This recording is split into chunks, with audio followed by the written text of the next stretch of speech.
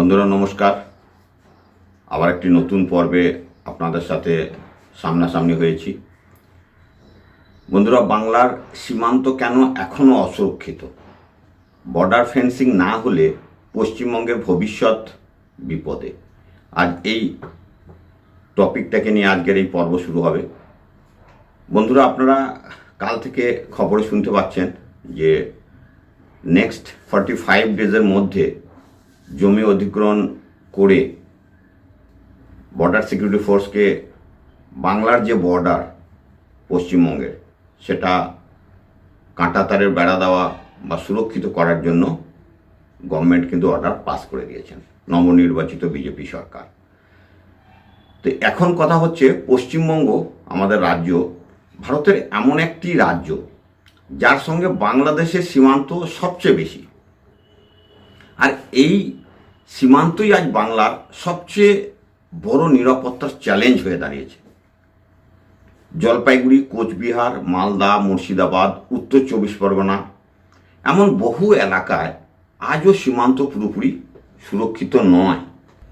এবার বন্ধুরা প্রশ্ন আসছে, কেন সুরক্ষিত নয়? এই কেনর উত্তর খুঁজতে শুধুমাত্র জনগণকেই এই জিনিসটা বুঝলে হবে না। নবনির্বাচিত যে বিজেপি সরকার, প্রত্যেকটা নেতা মন্ত্রীকে এর গুরুত্বটা কিন্তু বুঝতে হবে। কেন এত বছরও সম্পূর্ণ বর্ডার ফেন্সিং হলো না? স্বাধীনতার পরবর্তী এতদিন পেরিয়ে গেছে, কেন এখনো চলছে অনুপ্রবেশ, গরু পাচার, ড্রাগ চোরাচালান? আর নতুন সরকার এসে কিভাবে বদলাতে পারে এই বাংলার ভবিষ্যৎ, বা নতুন সরকারের কি কি স্টেপ পদক্ষেপ নেওয়া দরকার, কোন দিকে বেশি নজর দেওয়া দরকার? শুধুমাত্র বর্ডার ফেন্সিংই নয়, আজকের এই পর্ব আপনাদের লাস্ট অবধি দেখতে হবে। তার কারণ এর মধ্যে অনেক কিছু রহস্য লুকিয়ে আছে বন্ধুরা। আজকের ভিডিওতে আমরা ফ্যাক্টস, গ্রাউন্ড রিয়েলিটি আর ভবিষ্যতের সলিউশন সব কিছু নিয়ে কথা বলবো। তো সবচেয়ে প্রথমে আসি, বাংলার সীমান্ত এত গুরুত্বপূর্ণ কেন? ভারত বাংলাদেশের সীমান্তের সবচেয়ে বড় অংশ পশ্চিমবঙ্গ দিয়ে গেছে, মানে সবচেয়ে বড় অংশটা কিন্তু পশ্চিমবঙ্গের সঙ্গে অ্যাটাচমেন্ট। এই সীমান্ত শুধু একটা লাইন নয়, যে শুধু একটা বর্ডার লাইন, এটা কিন্তু নয়। এটা ভারতের ন্যাশনাল সিকিউরিটির ফ্রন্ট লাইন।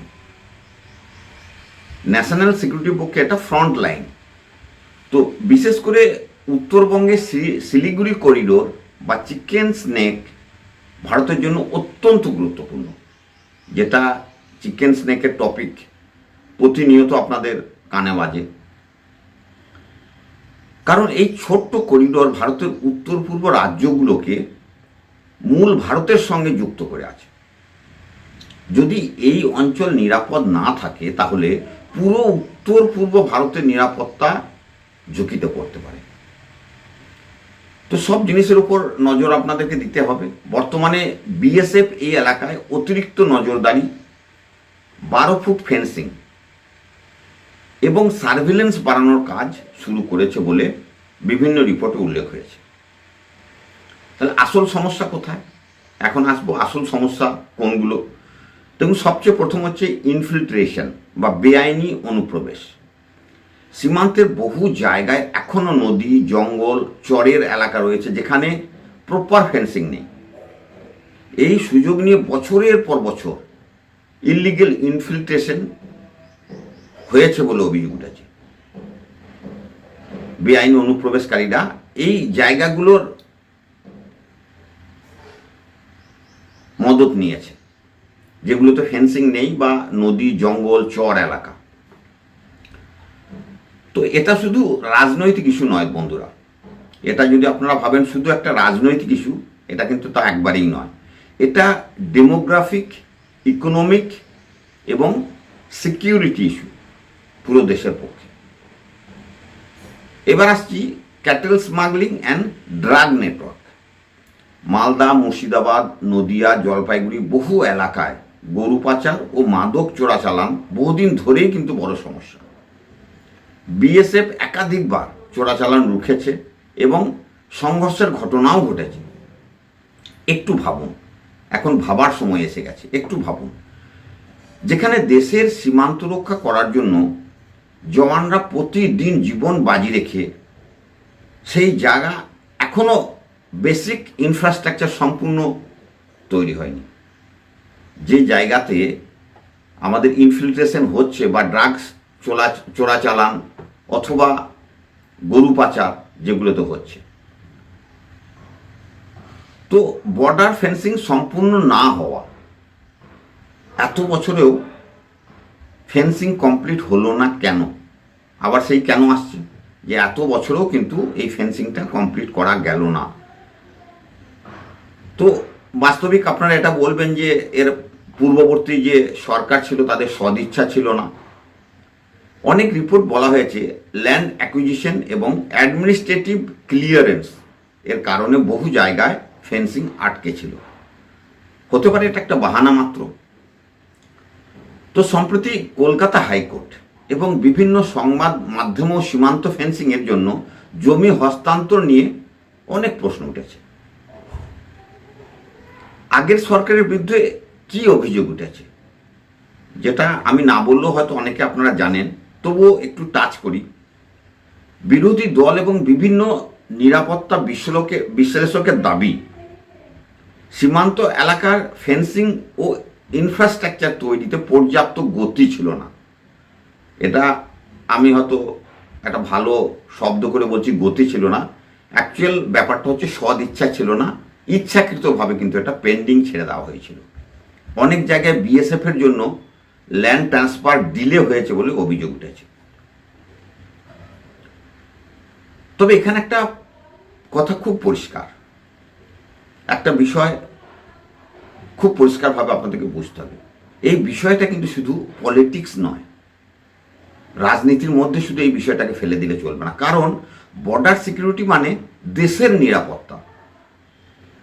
যে সরকারই থাকুক, বাংলার সীমান্ত সুরক্ষিত করার সবার প্রথম দায়িত্ব হওয়া উচিত, যে সরকারই থাকুক। নতুন সরকার এসে কি করা উচিত?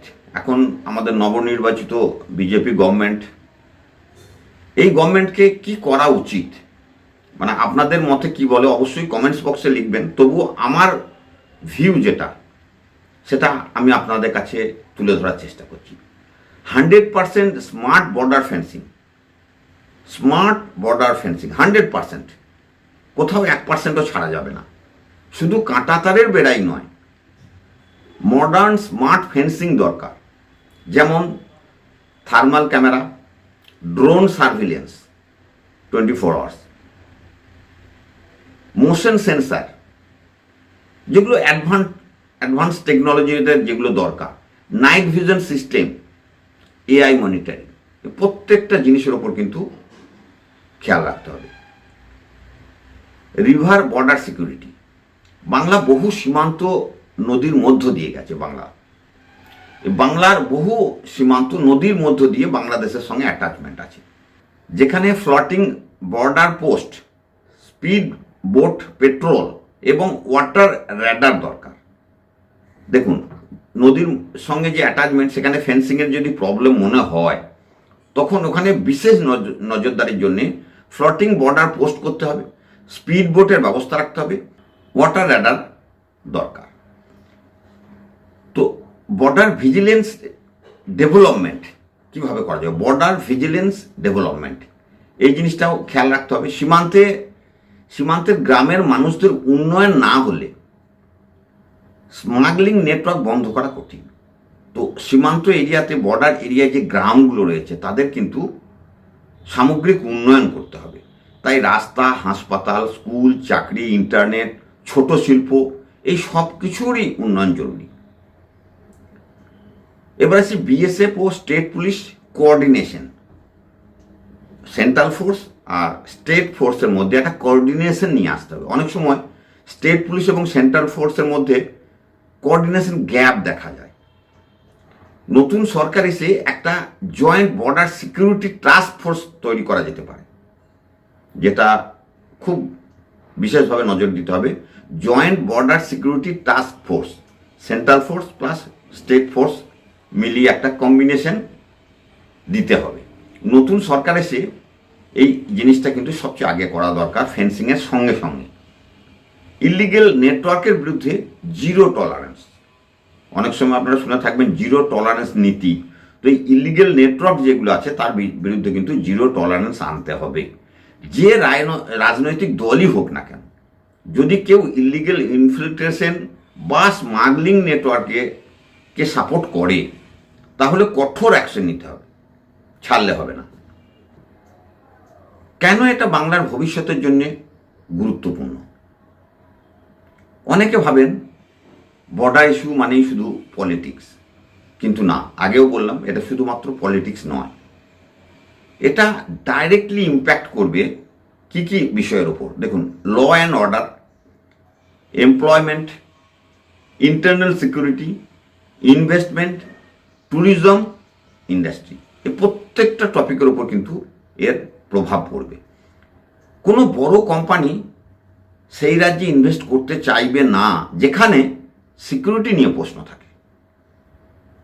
বাংলা কি আবার ভারতের সেরা রাজ্য হতে পারে, যেটা আমরা বারবার বলে আসছি সোনার বাংলা?